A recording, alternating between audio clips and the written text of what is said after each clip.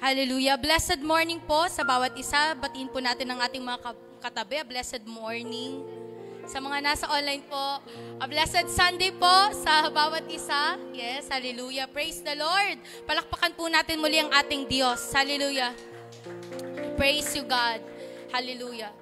Ang sarap magpuri sa Panginoon. Amen. Napakasarap magpuri sa Panginoon. At tunay nga na karapat-dapat ang ating Diyos na purihin. Amen po. Amen. And congratulations dahil nandito ka. Sa kabila na medyo may ambon kanina, maulan, ay napagtagumpayan mo, no? Na ikaw ay nandito sa bahay at panambahan, ayan, para magpuri sa Panginoon. So tuloy po tayo, no, sa atin pong topic, yan, para po sa buwan na ito, sa third quarter ng ating pag-uusapan, deeper in identity. So sa nakaraang 3 linggo po, pinag-usapan natin, no, una, sa pamamagitan ng buhay ni Pastor Vlad, pinag-usapan natin, we are Christ's ambassador. Amen? We are the body of Christ and we are the bride of Christ. So yung mystery ay na-reveal sa atin kung sino nga ba ang church. Amen po ba? Second Sunday, pinag-usapan po natin sa pamamagitan din naman ng buhay ni Sister Melanie. In Christ, we are a new creation. All things have passed away and all things are new from God. Amen ba? Muli ay napalalahanan tayo kung ano ang ating identity kay Kristo. Na kung saan tayo ay mga bagong creation na. Ang ating mga lumang pagkatao ay wala na. At we are made alive in Christ. Amen? So nagkakaroon lang po tayo ng recap, no? Third Sunday, pinag-usapan po natin the church DNA. Ano ba ang blueprint or ano ba ang DNA ng church, that we receive Christ's redemption, amen, through the blood of Jesus Christ, that we reflect God's character, amen, and the third is we represent God's kingdom. Kasi ko, Lord, ano bang pag-uusapan namin? Parang feeling ko lahat po nasabi na, pero napakayaman ng salita ng Panginoon. Amen? At sa umaga po na ito ay patuloy po nating pag-usapan ano ang kahalagahan ng ating identity. Ang title po or ang theme natin this June ay Born Again This Way, living out our new identity in Christ. So ang pag-uusapan po natin ay mula sa Ephesians chapter 2 verse 8 hanggang verse 10. Basahin po muna natin yan. For it is by grace you have been saved through faith, and this is not from yourselves. It is the gift of God, not by works, so that no one can boast. In verse 10, for we are God's workmanship, created in Christ Jesus to do good works, which God prepared in advance as our way of life. So, ngayong umaga po, patuloy nating pag-usapan, no, the church as the living stones. Tayo po ay manalangin, inaanyahan ko po ang bawat isa. Minsan pa tayo ay dumulog sa ating Diyos. Hallelujah. Ama naming banal, Diyos na dakila, maganda pong umaga. Salamat po, Ama, sa iyong kabutihan, Lord God, sa iyong presensya, Panginoon, sa iyong faithfulness, Lord God. Hallelujah. Lord God, sa iyo pong biyaya, sa bawat isa sa amin, Panginoon. Lord, salamat po sa isang napakagandang umaga, O Diyos, na ipinagkaloob mo po sa amin upang kami ay sama-samang magpuri sa iyong pangalan, Lord God. I-glorify ka nga po, Panginoon. Lord, salamat sa napakasayang pagkakataon, Lord God, na ikaw ay aming awitan, Lord God. Hallelujah. Makapagbigay ng papuri at pasasalamat sa dakila mong pangalan, Panginoon. And Lord God, maging sa oras na ito, Panginoon, patuloy na ina-acknowledge ka po namin sa aming kalagitnaan. Patuloy, O Diyos, ang mga salita mong pinagpala mo na ay patuloy pong maging pagpapala sa buhay ng bawat isa, Panginoon, Lord God. This Logos, Lord God, will continuously give rema, Panginoon, Lord God, sa bawat isa sa amin, Panginoon. Banal na Espiritu, patuloy ka po namin ina-acknowledge sa aming kalagitnaan. Ang iyo pong mga salita, Panginoon, ang siyang mamutawi sa iyong lingkod, Panginoon. Itago mo po ako sa iyong likuran at ikaw ang mahayag. Ikaw po ang maging teacher namin sa umagang ito, Panginoon, Lord God, hallelujah. You, the God, hallelujah, na kumilos sa kabuuan ng church, O God, ng early church ay patuloy na naniniwala kami, Panginoon, the same Holy Spirit that is with us this morning, Panginoon. Salamat sapagkat naririto ka, Panginoon, at patuloy kang kikilos at magtatransform pa ng mga buhay. Hallelujah. Maging sa online, Panginoon, Lord God, dalangin namin, no boundaries, Lord God, no limitations and no distractions. In Jesus' name, hallelujah. To you all glory and praises. In Jesus' name. Amen, amen. Hallelujah. Praise the Lord. Come on, sige po. Palakpakan po natin ang ating Diyos. Okay, so ang title po natin, sa kano kayo title natin? Living Stones. Kung papasinin niyo po, yung pinaka-background niyan ay iba't ibang shape ng stones. Ayan. Sinabi po ni Peter na tayo ay living stones. Pero dito po muna tayo focus doon sa unang nating binasa sa Ephesians chapter 2, verse 8 hanggang verse 10. So sabi nga dyan, verse 10 na po, for we are His workmanship, created in Christ Jesus for good works, which God prepared beforehand so that we would walk in them. Ang prior verses po niyan, bago yan, ay sinabi that we are saved by grace, through faith. Amen? Na tayo daw po ay naligtas dahil sa biyaya ng Panginoon, sa pamamagitan ng ating pananampalataya sa ating Panginoong Hesukristo. So, hindi po natin ito in-earn. Hindi sa pamamagitan ng paggawa ng mabuti, kung hindi ito po ay biyaya sa atin ng ating Panginoon. And then sinabi po ni Paul, in verse 10, for we are His workmanship, created in Christ Jesus for good works. So una pong point natin, we are God's workmanship. We are God's workmanship. Ang workmanship po, ayan na sinasabi dyan, ay extraordinary skill. O ito po ay work of art. Kumbaga, bawat tao or bawat artist ay mayroon silang mastery. Ayan. Halimbawa, si Michelangelo. Ayan, yung mga kilala nating painters, sculpture, at iba't ibang mga gumagawa ng arts. Ayan. So, yung workmanship po ay ginagamit bilang pagsasabi ng work of art.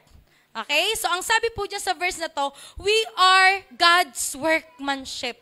His own masterwork. Basahin po natin in amplified version. Ayan. For we are His workmanship, His own master work, a work of art, created in Christ Jesus, reborn from above, spiritually transformed, renewed, ready to be used for good works, which God prepared for us beforehand, taking paths which He set, so that we would walk in them, living the good life which He prearranged and made ready for us. So, ibig sabihin po, may isang supreme intellectual, which is God, who created us. Amen? At sinasabi na tayo ay produkto ng creation na ito. Kung babalikan po natin in Genesis, ang ganda ng creation ng Lord. Kahit pag pupunta ka ng Boracay, ng Palawan, Pasig, sa iba't ibang mga lugar, grabe, maa-amaze ka sa creation ng Lord. Amen? Pero alam niyo po, sabi, tayong mga tao ang pinaka-espesyal sa lahat ng create ng Diyos. Amen? God created the universe, pero espesyal ka. Bakit? In Genesis chapter 2, verse 7, di ko po alam kung inilagay ko dyan, parang hindi na, sinabi na yung Hebrew word na God formed man ay yeser, na ang ibig sabihin po niyan ay formed. Finormed ni God mula saan? Sa dust. Ayan. Pagkatapos, anong ginawa niya po? Nilawayan. Hiningahan, di ba? Hiningahan. Ayan. At ito ay nagkabuhay. So kaya naman, ang mga tao talaga ay very special. Bakit? The breath of God ang hininga niya sa man. Amen? All of life ay originated with God. Lahat po ng may buhay ay galing sa Panginoon. Human life began with personal breath of God. Kaya sabi ni Isaiah in chapter 64 verse 8, but now, O Lord, you are our Father. We are the clay and you are our potter, and all we are the work of your hand. Alam naman natin na si Adam yung talagang hiningahan. Diba? Pero the same breath na meron tayo ngayon is the breath from God. Amen? Nawala sa ibang creation ng Diyos. Kaya naman tayo ay talagang workmanship o tayo ay created ng Panginoon. Maliban dito sabi pa, we are created in the image of God. Amen? Hindi tayo create sa image ng unggoy, sa image ng kung ano, but we are created in the image of God. Kaya naman kapatid, special ka. Amen?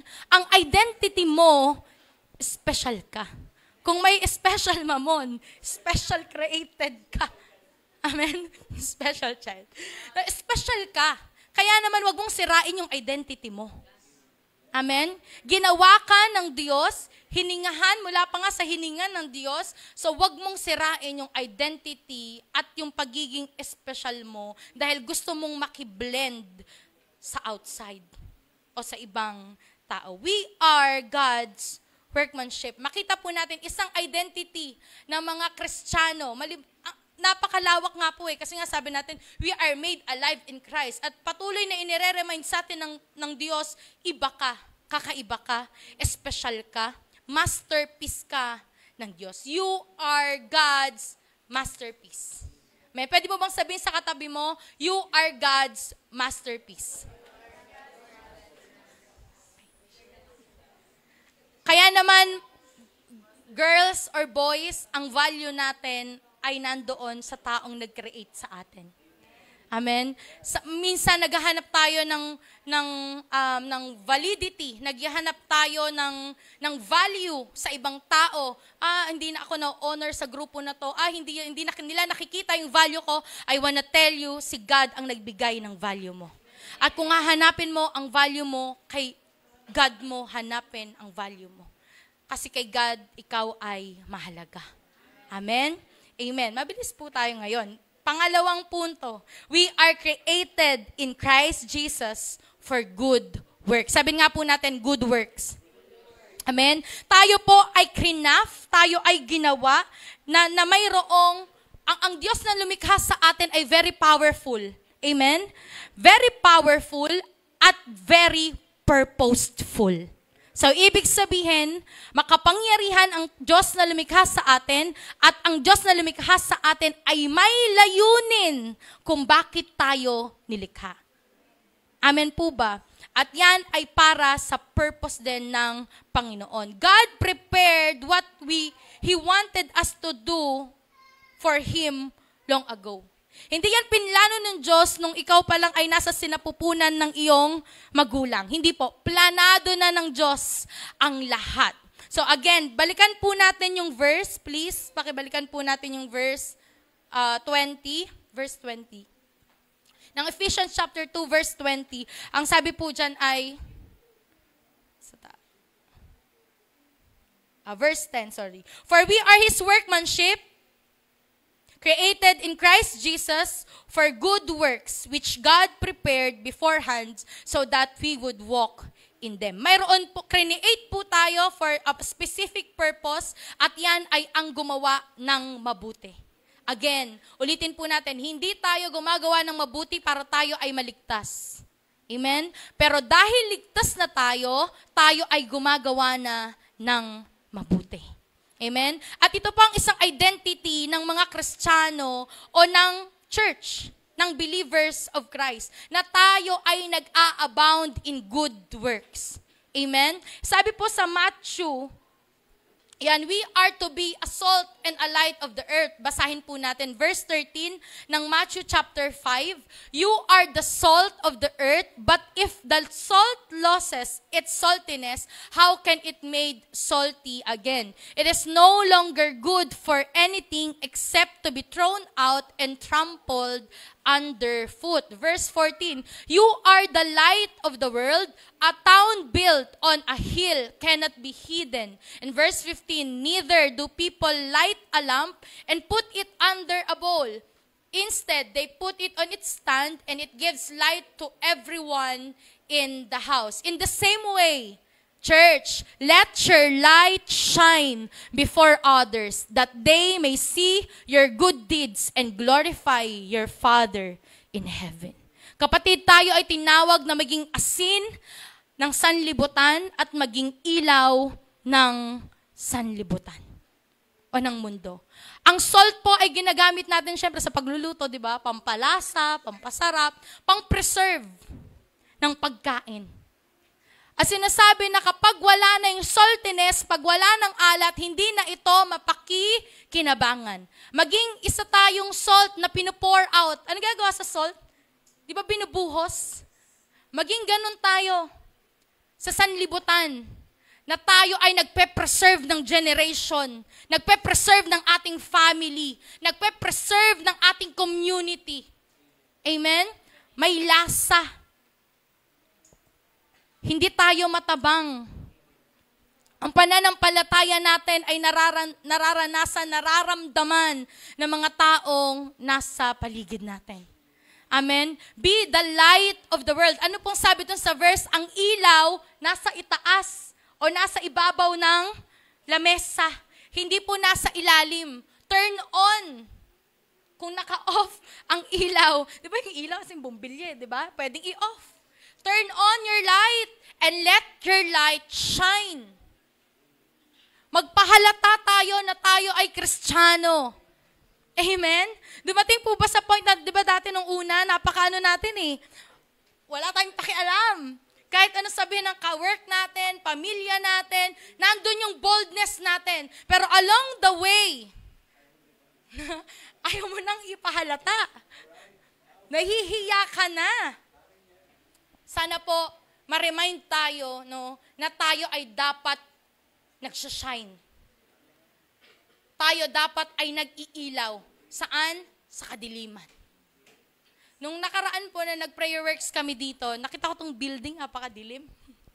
Ang tanging nakailaw, ito ang ilaw lang po natin itong spotlight dito. And nag-speak sa akin si Lord. Ang church ay dapat ganyan. Nag-iilaw kayo sa kadiliman. Alam niyo po ang ating mundo, napakadami nang nangyayari na hindi maganda. Amen? Tingin ka, kahit sa Facebook pa lang, ang dami ng mga negative na makikita po natin dyan. Paglabas natin, ang dami natin makikitang mga bad news.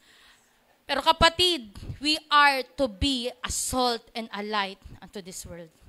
Maraming mga tao na in darkness, na hindi nila alam na in darkness sila. At imbes na tayo ay mga taga-condemn sa kanila, kinakailangan tayo ang nagpapakita ng pag-ibig ni Kristo sa kanila. Amen? Maraming mga tao pwedeng hindi natin mag-gets kung bakit ganun sila, bakit ganito yung pamilya nila, pero tayo dapat na mga Kristiyano ang dapat na mas magningning at hindi makain ng dilim. Amen po ba? Amen. Huwag tayong makijoin, huwag tayong, sabi nga, di ba, do not conform to the pattern of this world, but be renewed, be transformed by renewing of your mind. Kinakailangan transform tayo eh. Hindi tayo nagtatransform. Hindi yung pag nasa dilim tayo nagtatransform sa kakaiba. Hindi po. Hindi. Manatili kang light. Amen? Manatili kang nagsashine. Manatili kang nag-e-encourage. Manatili kang source ng joy. Manatili kang source ng peace. Bakit kaya? Kasi nasa sayo ang banal na Espiritu Santo. Amen? Hindi po natin kaya sa sariling atin lang. Kaya sobrang natutuwa ko kanina yung line up ng praise and worship, no? Yung sa biyaya mo lamang. Kasi totoo naman po, na kung bakit kaya nating gawin ang pinatatrabaho ng Diyos sa atin ay dahil sa biyaya lamang ng Panginoon. Amen? Kung bakit may makikita po tayo mga lingkod na kaya pa rin tumayo kahit sugatan na. May nakikita tayo mga lingkod, kaya pa rin maglingkod kahit discouraged na. Bakit? Dahil sa biyaya po ng Panginoon. Ang lahat ay dahil sa biyaya ng Panginoon. At wala pong maipagmamalaki ang kahit na sino sa atin. Wala pong maipagmamalaki ang kahit na sino sa atin. Lahat ng husay na mayroon tayo, gamitin natin para sa Panginoon. Hindi para, ay ang husay niya, ay ang galing niya. Hindi po, para po ito sa Panginoon. You are created for a purpose. Amen? Tayo ay create, parang katulad po yan ng potter, kung bakit siya nag-create ng isang vase, ay para maging vase, di ba? Hindi para maging isang baso, hindi para maging isang lutuan o kaldero, hindi. Lahat ng mga kine-create ay may specific purpose. Amen? At ang ano nga ba ang purpose natin? Ang identity natin ay lagi pong nakakabit sa ating purpose. Ang purpose na ito kung bakit tayo nilikha ay para makagawa ng mabubuting gawa para sa Diyos. Amen po ba? Sabihin mo sa katabi mo, be a salt and a light. Amen? Manatili ka na asin at ilaw na nagpe-preserve, kay nagga-guide sa mga nasa kadiliman. Pangatlong point po, ayan, 10:05, pangatlong point. We are built together with Christ as chief cornerstone. Sabi po doon sa verse 10 ng Ephesians chapter 2 verse 10, ang sabi po doon ay, natin yan. Yan. For we are His workmanship, created in Christ Jesus for good works, which God prepared beforehand so that we would walk in them. Tayo po ay nilikha, church, we are built together with Christ. Basahin po natin in Ephesians chapter 2, verse 13. But now, in Christ Jesus, you who once were far away have been brought near by the blood of Christ. Praise be to God. Verse 14, for He Himself is our peace, who has made two groups one and has destroyed the barrier, the dividing wall of hostility. Binanggit po ito ni Pastor Vlad nung nakaraan, kasi upon asking, sabi ko, Lord, nabanggit na ito ni Papu, pero kung nakalimutan po natin, sabi diba, ang Jew at ang Gentile, no, mystery revealed, hindi na lang para sa Jew ang plano ng Diyos, kung hindi maging sa mga Gentile. Wala ng Jew, wala ng Gentile, iisa na lang. Because of Christ. Ang sabi dyan sa verse 14, He Himself is our peace. Jesus Christ is our peace. So alam po natin, di ba, bago ang mga tao ay makapag-offer kay God, kailangan nila magbigay ng peace offering. Di ba po? Para sila ay mula sa outer court, inner court, Holy of Holies, and Holy of Holies, hanggang makapunta sila sa dako ng kabanal-banalan, kailangan nilang mag-offer peace offering. At hindi na natin kailangan gawin yon sapagkat ginawa na ni Kristo. Amen?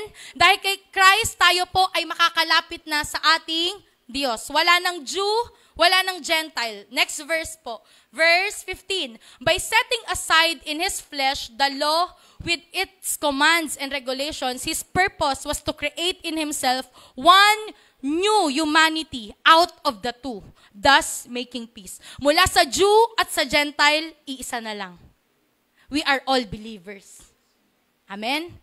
We are all believers. Verse 16, and in one body to reconcile both of them to God through the cross by which He put to death their hostility. In verse 17, He came and preached peace to you who were far away and peace to those who were near. And verse 18, for through Him we both have access to the Father by one Spirit.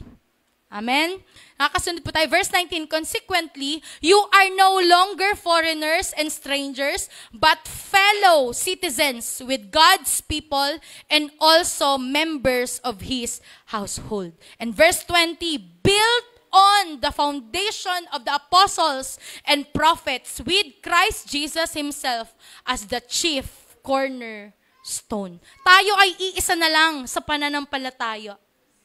Amen? Tayong lahat ay makakadulog sa Panginoon o sa Diyos Ama sa iisang espiritu. Meron tayong one faith, one spirit. Of course, one heart. Amen? Tayo daw ay ano po? Built on foundation. Mula sa mga apostol, mula sa mga propeta pa noon. So tayo po ay connected. Hindi yung sila lang. Hindi po. We are built on Jesus. Amen? So, Jesus Christ is our chief cornerstone. Next slide po. Yung picture ng cornerstone, meron ba yun? Jesus Christ is our cornerstone. Ayan. Sa mason, sa pagmamason, ayan, pagmamason, inano ko talaga eh, ni-research ko talaga eh. Sa pagko-construct po, may iba't ibang klase ng construction na ginagawa. So, meron pong ginagamit na mga bricks, or blocks, yan, yung mga stones, ayan. At yung cornerstone po, o chief cornerstone, yan, ay makikita po natin sa cornerstone niya eh. Pero sa pinakababa po, sa pinakababa, at yung bato na yon ay ang pinakapundasyon ng building. Kapag ang pundasyon nun ay hindi magandang bato, magko-collapse po ang building. At nakakatuwa kasi ang church, we are called ones. Amen? Tayo ay mga tinawag. We are built on Christ Jesus. Tayo po dapat ay magkakasama. Mula sa magkakaibang mga stone, sabi nga natin, we are living stone, mula sa magkakaibang identity, mula sa magkakaibang pinalakihan, mula sa magkakaibang pamilya, we are built on one body, on one foundation, na kung saan, nasabi din po ito ni Pastor Vlad, Jesus is our foundation. Kaya nga ang church na ang pundasyon ay si Kristo, cannot be shaken. Kahit dumaan ng bagyo, kahit dumaan ng persecution, amen? Kahit dumaan ng testing, mananatiling nakatayo. Bakit? Dahil si Kristo po ang pundasyon ng church. At ang TLOR Church, hindi lang TLOR Church, kundi ang mga churches na kung saan ay patuloy tinataas ang pangalan ng ating Panginoong Hesus, patuloy na nanampalataya sa ating Panginoong Hesus, ay kasama po natin, built on foundation, which is Christ Jesus. Amen po ba? Christ is our cornerstone. Kaya nga sabi po ng Ephesians, we are no longer foreigners. Hindi tayo mga anak sa labas. Amen? Tayo ay mga anak na ng Diyos. The same authority na meron ng mga apostles noon, the same authority given to us. Amen? The same love, the same Holy Spirit, the same ng pagkilos ay pareho pong nasa sa atin. Amen po ba? Tingnan po natin yung fellowship ng mga believers noon.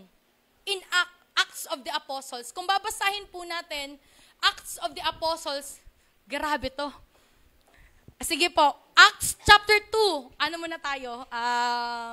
Skip muna tayo. Acts chapter 2 verse 42. How the believers built one another. Okay? In verse 42, they devoted themselves to the apostles' teaching and fellowship, to the breaking of bread and to prayer. Next verse. Everyone was filled with awe at the many wonders and signs performed by the apostles. Verse 44. All the believers were together and have everything in common. Verse 45. They sold property and possessions to give to anyone who had need.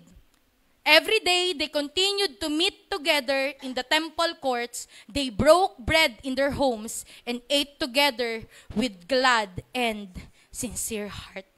Ito po yung klase, sige next po, praising God and enjoying the favor of all the people, and the Lord added to their number daily those who were being saved. Ito po yung klase ng fellowship ng mga believer sa Acts. Ito yung klase ng pagbibuild nila together ng relationship.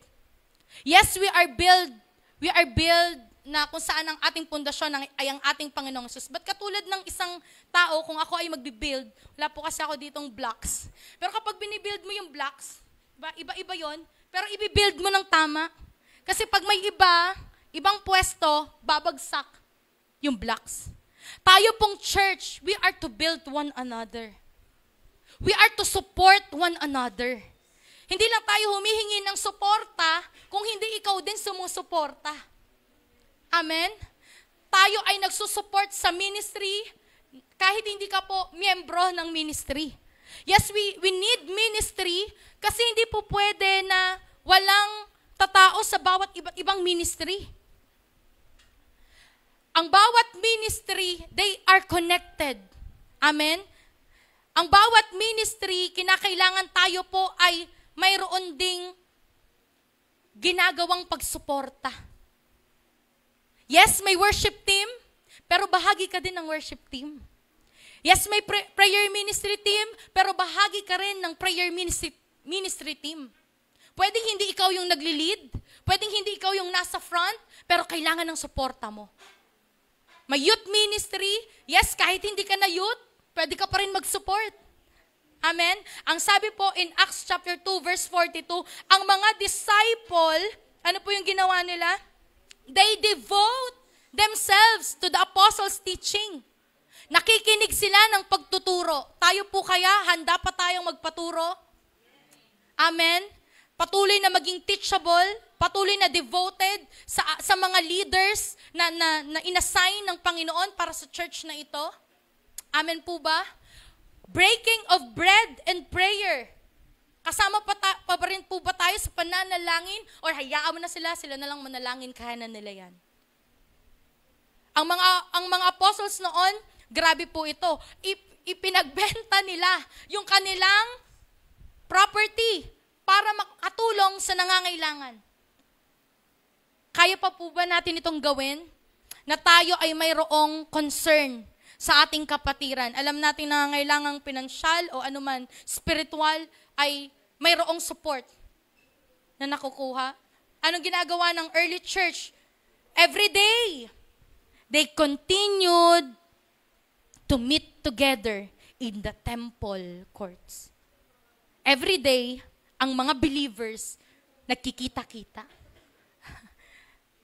Sana po, balikan natin yung ganong klase din ng fellowship. Na hindi kapaguran sa atin ang pagpunta sa church. Kung hindi, mas napapalakas tayo. Ako po natutuwa ako kasi meron tayong mga kapatiran na talagang very intentional. Sis, medyo, meron nung nakaraang month lang to, sabi niya, sis, medyo discouraged tong kapatid natin na to. Tara, fellowship tayo. Ang atin bang pag-fellowship ay nakaka-encourage pa o mas nakaka-discourage? Kapatid, nawa balikan natin yung identity natin as a church, that we have the fellowship in the Spirit. We have the fellowship na kung saan ang salita ng Diyos ang pinag-uusapan natin. Fellowship kung saan nag-worship tayo. Fellowship kung saan nananalangin tayo para sa isa't isa. At ano pong sabi sa verse 47? Praising God, enjoying the favor of all the people, at ang Panginoon nagdadagdag sa kanila every day. Every day. Hindi mahirap yung pagpapalago sa kanila. Kasi sila mismo magkakasama sa isang lugar nagpapalakas. Amen? Ang sabi sa 1 Peter chapter 2 verse 4 to 6, hindi ko po alam kung nandiyan yan. We are living stone. Sabi ni Peter in chapter 4, as you come to Him, the living stone, rejected by humans but chosen by God and precious to Him, you also, like living stones, are being built into a spiritual house to be a holy priesthood, offering spiritual sacrifices acceptable to God through Jesus Christ. For in the scriptures it says, see, I lay a stone in Zion, a chosen and precious cornerstone, and the one who trusts in Him will never be put to shame. Ang sino man na nagtitiwala sa Panginoon ay hindi mapapahiya, hindi pababayaan ng Diyos. Si Peter po, kilala nating disciple. Sige nga po, kapag si Peter yung pinag-usapan, ano yung senaryo sa Bible na alam natin? Naglakad sa tubig. Ano pa? Nagtaga ng tenga. Ayan o, ang gaganda talaga ng mga... Ano pa yung pinaka-naisip natin pag si Peter? Nag-deny kay Jesus. Ano pa? Madaldal, bida-bida. Kilala natin si Peter. Pero kay Peter ibinigay ito. Kung babalikan po natin yung preaching ang first Sunday, di ba, ang sabi ni Christ, sabi ni Christ kay Peter, Peter, sino ako? Sino daw ako? Ano pagkakakilala nila sa akin? At di ba sabi po ni Peter, you are Jesus Christ, the Messiah, the Son of the living God.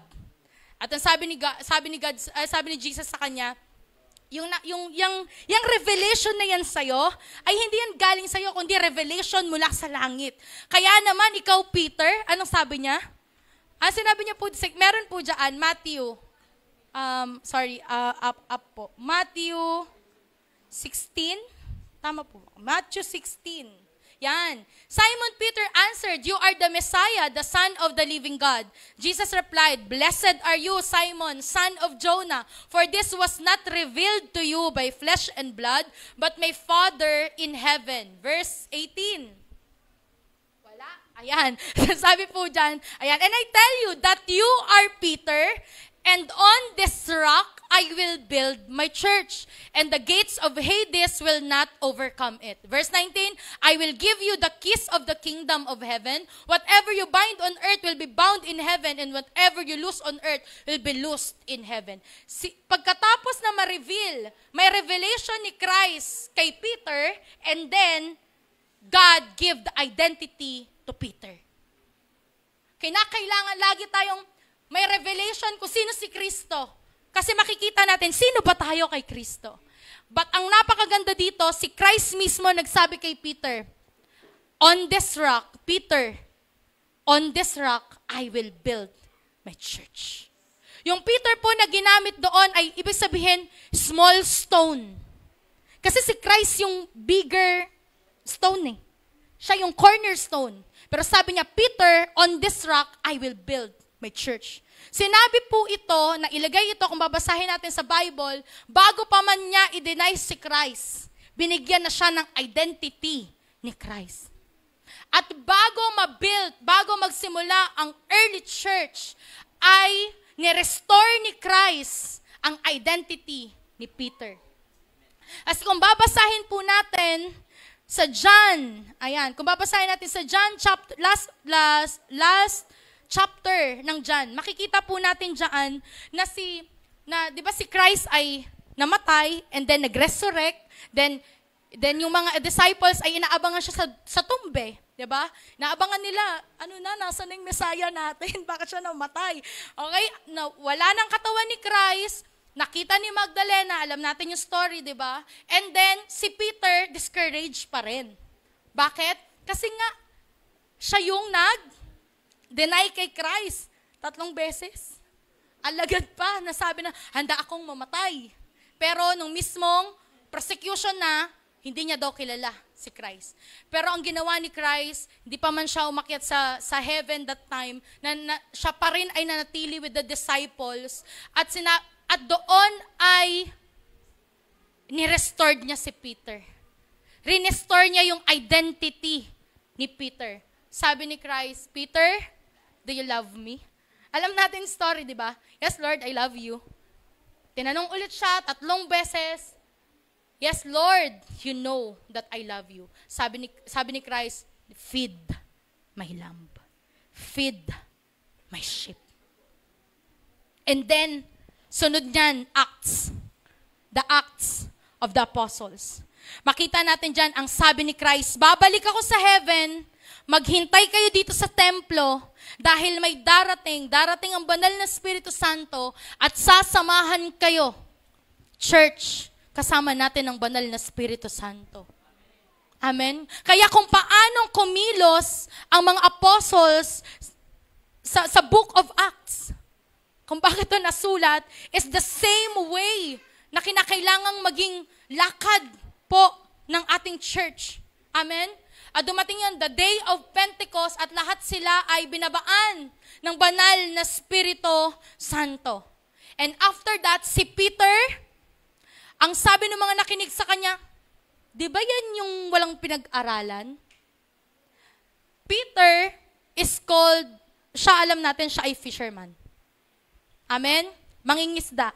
Nangingisda siya, kasama yung kanyang si James, ayan. Tinawag siya ni Christ, di ba? Sabi, sumunod kayo sa akin. And then after, kilala si Peter bilang fisherman, Pero ang tawag sa kanya ni Christ, you are fishers of men. Kayo ay manalakaya. Kayo ay mga fishers of men. Kayo ay mga preachers. Amen? Yung identity niya, yung kanya pong profession. May iba-iba tayong profession, di ba? May iba-iba tayong ginagalawan. Pero may pagkatawag din ang Lord sa bawat isa sa atin. At ang nakakatuwa, lagi lang kasi natin nakikita yung negative kay Peter. Pero nung sinabi ni Christ na sumunod ka sa akin, sumunod po ang Peter. And then, siya ang naging leader ng early church, kasama si John at ang ibang mga apostles. At kanilang preach ang gospel. Na si Christ, yung cornerstone na kanilang inayawan, pero si Christ ang totoong Messiah. At nalalaman natin, kung babasahin pa na natin ang Book of Acts, si Peter sa unang preaching, 3,000 ang na-save. Si Peter po ba yon? The Holy Spirit inside Peter. Meron siyang identity mula kay Christ, empowered pa ni Holy Spirit. Kasama pa si Holy Spirit. Kumilos ang mga apostles, kumilos ang mga disciples kung bakit nagsimula yung paglaganap. Hindi lang basta paglaganap ng good news kung hindi nagkaroon talaga ng church na kung saan nagsasama-sama ang mga believers glorifying the Lord. Church, pwedeng minsan tayo'y naging Peter. Pasaway, mayabang, no? Pwedeng i-deny si Christ. Di man katulad ng klase ng pagde-deny niya. Pero Christ always restores our identity. Pero hindi po magtatapos sa i-restore ng Panginoon yung ating identity. Because there is a purpose. Katulad ni Peter. May purpose. Kung bakit ni-restore ni Christ ang kanyang identity. Amen? Even Paul, iba yung revelation ni God pagdating kay Paul. Pero pare-pareho na ginamit ng Panginoon for a certain purpose. Again, kapatid, we are God's workmanship. You are created for good works. May purpose. Yung salvation, kung bakit binanggit doon sa Ephesians, na we are saved by grace through faith. Kasi yung salvation natin, hindi nagtatapos na okay na, save na tayo. Kasi yung sumunod na verse, yun po yung verse na pinag-iusapan natin simula pa kanina. For it is by grace you have been saved through faith. And this is not from yourselves. It is the gift of God. Wala tayong trinabaho sa atin pong kaligtasan. Wala tayong maipagmamayabang sa kahit na anong bagay na yan. Pero ang sabi ng Panginoon, for we are God's workmanship. We are created with the very breath of God. The same breath na nilalanghap na meron tayo every day. Created in Christ Jesus to do good works. Pwedeng dumating sa panahon pagod na tayo. Pwede dumating sa panahon na discouraged tayo. Pero kapatid, ito yung identity natin. We are created in God. We are created in Christ to do good works, which God prepared in advance. Na-prepare na yan. Destined ka na. Diyan. Tayo lang yung pumapalag sa destiny na pinagagawa sa atin ng Panginoon. Church, let's be like the living stones, being built together in Christ. Iba't ibang shape, iba't ibang laki. Pero pag pinagsama-sama mo ang living stones na ito, may mabibuild dito. Isang building, isang bahay, at ang pinakapundasyon ay walang iba kung hindi si Kristo. Kapatid, kailangan ka ng church. bahagi ka ng church. May ambag ka sa church. Tayo po tayong lahat. Hallelujah, Jesus. Lord, thank you for reminding us, oh God. Hallelujah.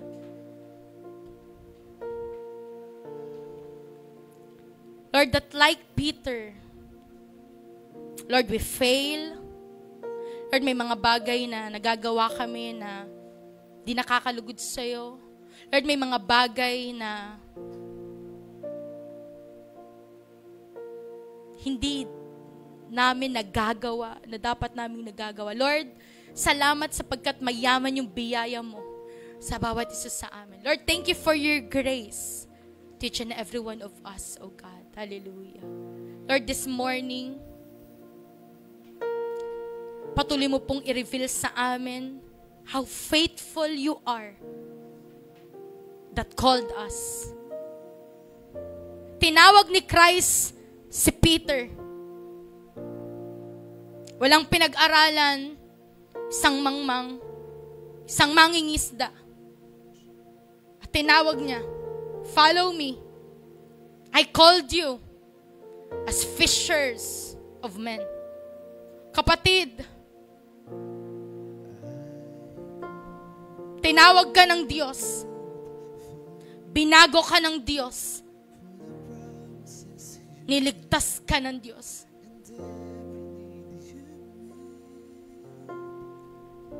Ang tumawag sa'yo noon ay hindi nagbago ang pagkatawag sa'yo. Kahit nag-fail ka, kahit nanghina ka, kahit umatras ka, kahit umayaw ka. Because the one who calls you is faithful. And He never let you go. Jesus was with Peter and with the disciples. Tinuruan niya, minold niya, katulad mo. Minold ka, tinuruan ka. Binild ka kung sino ka ngayon. But even the time that Peter broke the heart of Jesus, si Jesus yung lumapit sa kanya. Si Jesus yung nag-restore sa kanya. And this morning, the same God that restored Peter is the same God na inaabot ka ngayon. The same God that is calling you. You are not disqualified. You are not disqualified.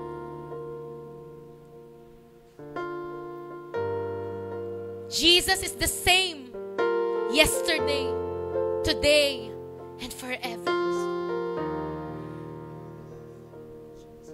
Holy Spirit,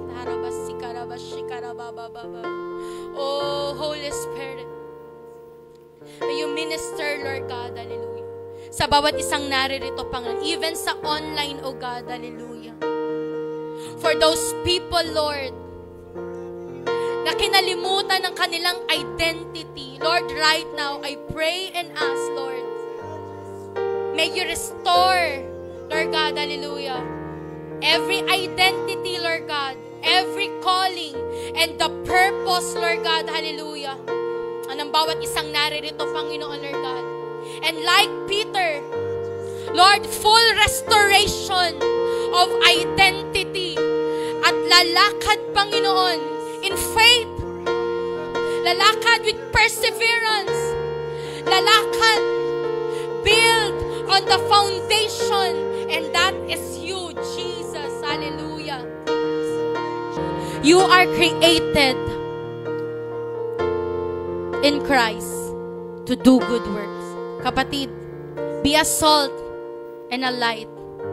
Your family, your community, sa workplace mo, kailangan nila ng taong maglalapit sa kanila kay Kristo. And you are called to be a salt and light. Church, preserve like a salt. Shine like a light to glorify the Lord. Ang lahat ng ginagawa mo para sa Diyos, sa kapurihan ng Diyos. Church, we are built in foundation that is unshakable. Testing will come. Persecution will come. But the kingdom that God has built is a kingdom that is unshakable, that is unbreakable.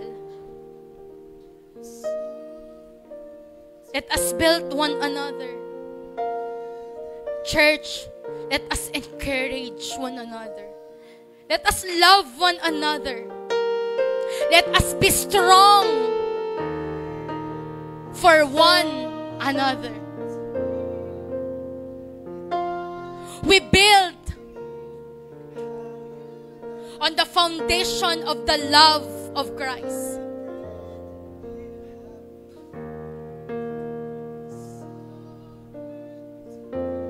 Don't let division come to this church. Hindi ka living stone na para mag-divide at para gumiba. Hindi. You are being built to be strong and unshakable. Hallelujah. Thank you, Jesus.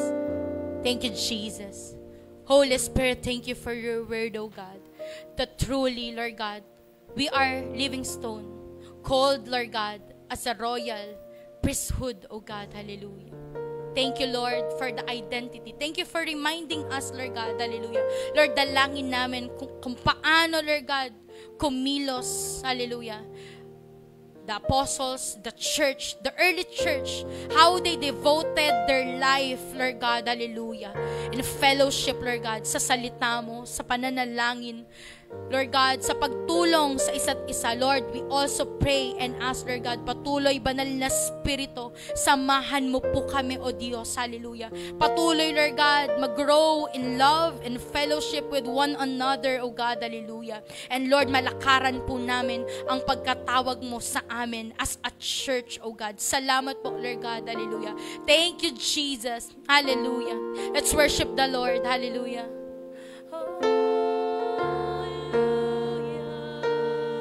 Thank the Lord.